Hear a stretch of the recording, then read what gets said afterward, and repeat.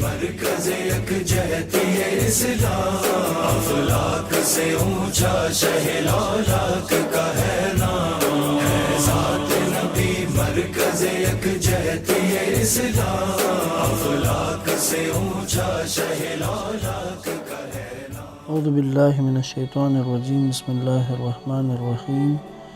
الحمد للہ رب العالمین بارئ الخلائق اجمعین،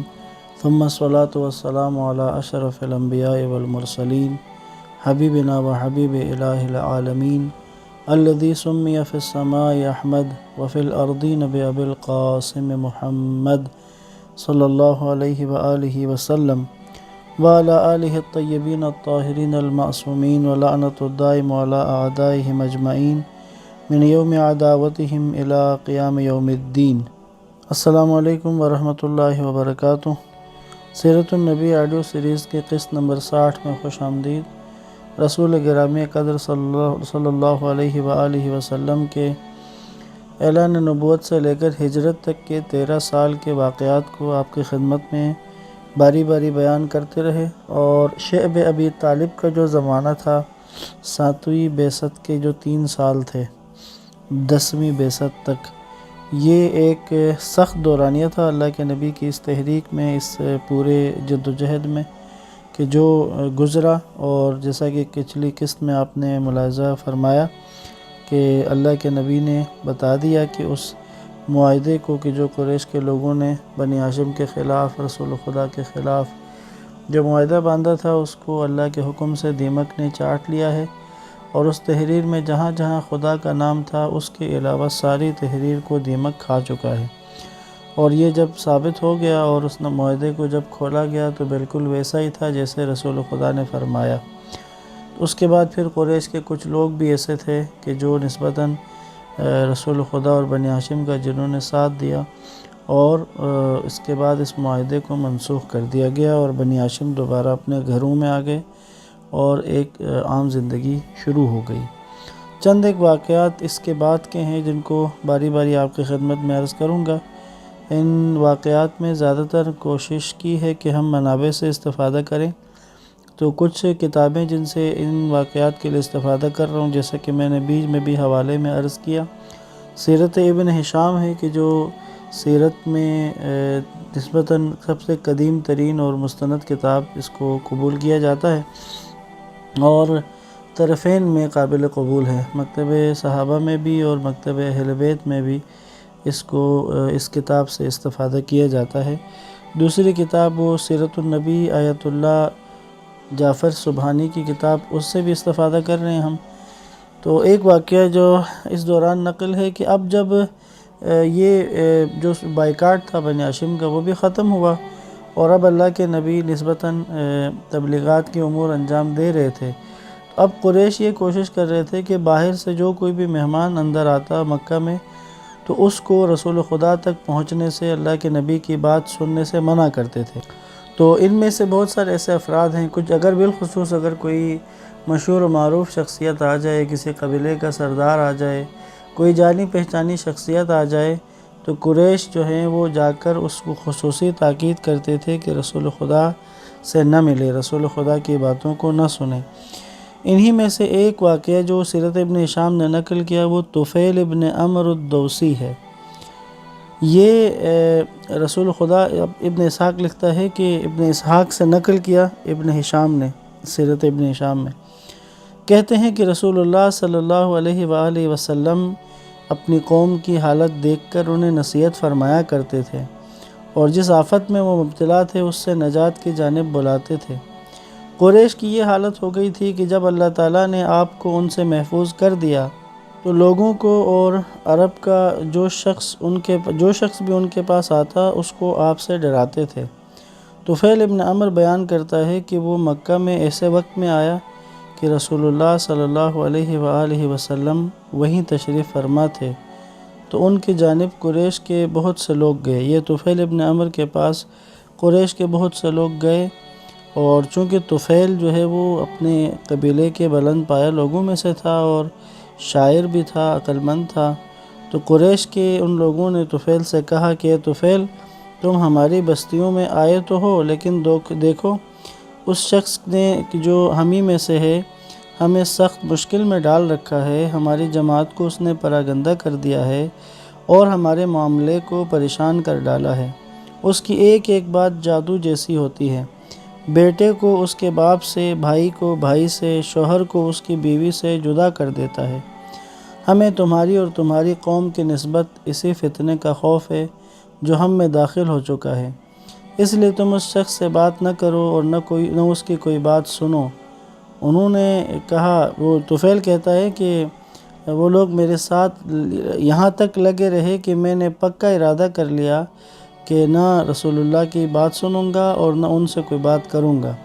یعنی یہ اس قدر پروپیگیٹ کرتے تھے، جیسا کہ آپ نے ان باتوں سے اندازہ لگا لیا کہ وہ نعوذ باللہ اللہ کے نبی کو جادوگر کہتے تھے، اور اس کے لیے دلیل کے طور پر ان واقعات کو پیش کرتے تھے کہ جس میں بیٹا اللہ کے نبی پر ایمان لایا ہے اور ظاہر باپ مشرک ہے تو وہ باپ کے بنسبت تعلیمات رسول کو زیادہ ترجیح دیتے ہیں۔ اسی طرح ایسے بھائی بھی تھے کہ جن میں سے کچھ بھائی مسلمان ہو گئے اور کچھ مشرک تھے۔ تو اس طرح کے مختلف چیزوں کو مثال بنا کر پیش کرتے تھے اور نعوذ باللہ رسول اللہ کو جادوگر ہونے کا یہ الزام لگاتے تھے۔ تو یہ طفیل ابن عمر کے ساتھ بھی ایسا ہی رہا۔ تو یہ کہتا ہے کہ میں نے پکا ارادہ کر لیا کہ میں ان کی بات نہیں سنوں گا۔ کہتا ہے کہ جب میں سویرے مسجد میں پہنچا، یعنی خانہ کعبہ کے پاس جب پہنچا تو کہتا ہے کہ میں کیا دیکھتا ہوں کہ رسول اللہ صلی اللہ علیہ وآلہ وسلم کعبۃ اللہ کے پاس کھڑے نماز پڑھ رہے ہیں۔ کہا کہ کہتا ہے کہ میں بھی آپ کے قریب جا کر کھڑا ہو گیا، اور اللہ نے تو آپ کی کوئی نہ کوئی بات سنا دینے کے سوا اور کوئی بات نہ چاہی۔ کہتے یقیناً اللہ یہ چاہ رہا تھا کہ میں رسول خدا کی بات سنوں۔ تو کہتے ہیں میں نے جب توجہ کی اللہ کے نبی کی طرف کہ وہ قرآن کی تلاوت کر رہے تھے، تو کہتے ہیں کہ میں نے ایک اچھا کلام سنا، اور کہتے ہیں میں نے اپنے دل میں کہا میری ماں مجھ پر روئے، واللہ میں ایک عقل مند ہوں، میں شاعر ہوں، تو میرے لیے اچھا اور برا پوشیدہ نہیں ہے، تو پھر کون سی چیز مجھے اس سے روکتی ہے کہ جو یہ شخص یعنی رسول خدا صلی اللہ علیہ وسلم جو کچھ کہتے ہیں اسے سنوں، پھر اگر جو بات وہ پیش کرتے ہیں اچھی ہو تو اسے قبول کروں، اگر بری ہو تو اس کو چھوڑ دوں۔ کہتے ہیں میں سوچنے پہ مجبور ہو گیا کہ میں کیوں قریش کی بات سن کر ان سے پہلو تہی کر رہا ہوں۔ کہتا ہے میں کچھ دیر ٹھہر گیا، یہاں تک کہ رسول اللہ صلی اللہ علیہ وآلہ وسلم اپنے دولت خانے کو واپس تشریف لے گئے۔ کہتے ہیں تو میں بھی آپ کے پیچھے پیچھے ہو گیا، یہاں تک کہ جب آپ اپنے گھر میں داخل ہو گئے تو میں بھی اندر چلا گیا، اور میں نے جا کر ان کو بتایا کہ اے محمد صلی اللہ علیہ وآلہ وسلم، آپ کی قوم نے مجھے آپ کے بارے میں اس طرح کی باتیں کہی ہیں، اور وہ ساری باتیں بیان کر دی کہ آپ کی قوم نے مجھے کیا کہا ہے۔ اور کہتا ہے کہ میں نے ان سے کہا کہ واللہ وہ اس معاملے میں مجھے آپ سے اس قدر ڈراتے رہے تھے کہ میں نے اپنے کانوں میں روئی ٹھونس لی تاکہ میں آپ کی کوئی بات نہ سنوں، مگر اللہ نے تو یہ جو اللہ نے چاہا کہ میں آپ کی بات سنوں، اللہ کی خواہش یہی تھی جو وہی ہوا، تو میں نے آپ کی باتیں جو سنی، یعنی وہی جو تلاوت میں نے آپ کے کعبے میں سنی مجھے اچھی لگی، تو بس آپ مجھے بتائیں کہ آپ اپنے دین کی، یعنی اللہ کے نبی سے اس نے خود استفسار کیا۔ تو یہاں اللہ کے نبی نے دین اسلام کے بنیادی اصولوں کو بیان کیا۔ تو جب آپ نے اسلام کے بنیادی اصولوں کو بیان کیا اور قرآن کی آیات کی تلاوت کے ذریعے سے طفیل ابن عمر کے سامنے دین اسلام کا پیغام جب پہنچایا، تو طفیل کہتا ہے کہ میں نے اس سے بہتر بات اپنی زندگی میں اس سے پہلے کبھی نہیں سنی تھی، اور نہ ہی اس طرح کے معتدل اصول سنے تھے۔ کہتے ہیں پس میں نے وہاں پر اللہ کے نبی کے ہاتھ پر اسلام قبول کیا اور سچی بات کی گواہی دی، اور میں نے ان سے کہا اے اللہ کے نبی، میں ایسا شخص ہوں کہ میری قوم کے لوگ میری بات مانتے ہیں، اور میں اب ان کی جانب لوٹ کر جانے والا ہوں اور انہیں اسلام کی جانب دعوت دینے والا ہوں، بس اللہ سے میرے لیے دعا کیجیے۔ بس یہاں پر کہتے ہیں کہ یہ خود مسلمان ہو گیا، اور یہ طفیل جو ہے یہ واپس اپنی قوم کی طرف چلا گیا۔ اپنے قبیلے میں جب یہ پہنچا تو سب سے پہلے اس کے دعوت پر اس کا باپ جو ہے وہ اور اس کی زوجہ انہوں نے اسلام قبول کر لیا، اور یہ اس کا قبیلہ جو ہے وہ بنی دوس تھا، اس نے ان کو دعوت اسلام دی، لیکن پہلے مرحلے میں اس کی دعوت کو انہوں نے قبول نہیں کیا۔ واپس جب اس کی ملاقات رسول اللہ سے دوبارہ ہوئی تو اس نے اپنے قبیلے کے بارے میں بتایا اور اس نے تقاضا اللہ کے نبی سے یہ کیا تھا کہ آپ اللہ کے نبی سے کہا کہ آپ ان کے لیے بد دعا کریں، اور وجہ بتائی کہ کیا یا رسول اللہ وہ یعنی ان کی زنا کی طرف ان کی رجحان زیادہ ہے، تو وہ غالب آ گئے ہیں اس موضوع پر کہ وہ زنا کی طرف زیادہ متوجہ ہوتے ہیں جاتے ہیں۔ تو کہتے ہیں اللہ کے نبی نے دعا کے لیے ہاتھ اٹھائے اور آپ نے دعا میں یہ کہا کہ اللہم اہد دوسا ارجع الی قومک فدعہم وارفق بہم۔ اللہ کے نبی نے طفیل سے کہا، ایک تو دعا کی کہ یا اللہ دوس کو، یہ جو دوس ہے قبیلہ دوس ہے، اس کے لیے دعا کی کہ یا اللہ اس کو سیدھی راہ پر لگا۔ پھر کہتے ہیں طفیل کہتے ہیں مجھے اللہ کے نبی نے کہا کہ اپنی قوم کی طرف واپس جاؤ اور انہیں اسلام کی جانب بلاتے رہو اور ان کے ساتھ نرمی سے پیش آؤ، کہا ذرا نرمی سے بات کرو، ایسا نہ ہو کہ سخت ہو جاؤ۔ تو طفیل کہتا ہے کہ میں دوبارہ گیا اور میں نے جا کر اللہ کے نبی کے اس فرمان کے مطابق نرمی کے ساتھ، محبت کے ساتھ اپنے رویے کو بہتر کر کے اپنے قبیلے کو دعوت اسلام دی۔ یوں پھر آہستہ آہستہ لوگوں نے میری دعوت پر اسلام قبول کیا، یہاں تک کہ رسول خدا جس وقت مدینے ہجرت کر گئے تو ہجرت کے بعد میں اپنے قبیلے کے بہت سے لوگوں کے ساتھ جا کر اللہ کے نبی کے پاس ملاقات کے لیے گیا۔ تو کہتے ہیں کہ وہاں پھر اللہ کے نبی سے ملاقات کے بعد ہمارے قبیلے کے 70 سے 80 گھرانے جو ہیں وہ مدینے میں ہی آباد ہو گئے۔ بس یہاں پر یعنی طفیل کا جو واقعہ آپ کے سامنے ہے، تو قریش اب اس طرح کی حرکتوں پہ تھے کہ کسی طرح بھی لوگوں کو رسول خدا سے دور کر دیں تاکہ رسول خدا کی بات لوگ نہ سنیں، کیونکہ جو بھی اللہ کے نبی کی بات سنتا تھا تو ہر پاک فطرت اللہ کے نبی پر ایمان لے آتا تھا۔ ایک اور واقعہ آپ کی خدمت میں بیان کروں گا کہ ابو جہل جو ہے وہ اکثر رسول خدا کو اذیت دینے میں، آپ کی اس تحریک کی راہ میں رکاوٹیں ڈالنے میں سب سے زیادہ پیش رہتا تھا، لیکن اس کی بھی ذلت اکثر اس طرح کے مواقع پر اللہ اس کو ذلیل کرتا تھا۔ ایک واقعہ جو ابن ہشام نے ابن اسحاق سے نقل کیا وہ یہ تھا کہ ایک شخص جو تھا انہوں نے وہ آیا مکہ میں، وہ چند اونٹ لے کے آیا تھا بیچنے کے لیے، تو ابو جہل نے اس شخص سے اس کے اونٹ خرید لیے، لیکن جو قیمت کی ادائیگی کا وقت تھا وہ جب بھی پیسے لینے آتا تو وہ وقت بڑھا دیتا تھا۔ کیوں وہ جو شخص تھا جو اونٹ جس نے بیچے وہ بڑا مجبور ہو گیا، اور اس نے آ کر جو قریش کی مجلس جہاں پر دارالندوہ میں بیٹھے ہوئے تھے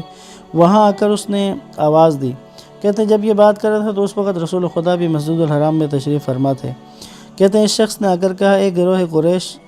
ابو جہل نے میری اس طرح سے مجھے رقم دینی ہے، لیکن میں بار بار جا رہا ہوں لیکن میری رقم نہیں دے رہا،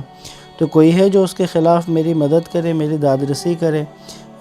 میرا مال اس سے دلوائے۔ کہتے ہیں میں تو ایک مسافر اور راہگیر ہوں اور میرا حق اس نے دبا رکھا ہے۔ کہتے ہیں کہ اس محفل والوں نے، یعنی وہ قریش کے جو لوگ بیٹھے تھے، انہوں نے اس سے کہا کہ رسول اللہ کی طرف اشارہ کر کے کہا وہ شخص جو بیٹھا ہوا ہے ان کی طرف اس کے پاس جاؤ، وہ تمہیں وہاں سے یعنی ابو جہل سے تمہارے پیسے لے کے دے گا۔ اصل میں یہ لوگ اپنے اسی موڈ میں تھے، یہ ہنسی اڑا رہے تھے، یہ چاہتے ہیں کہ جانتے تھے کہ رسول خدا کے ساتھ سب سے زیادہ دشمنی ابو جہل کو ہے، اور انہیں تھا کہ اگر اللہ کے نبی اس کے ساتھ جائیں گے تو وہ ابو جہل آگے سے بدتمیزی کرے گا۔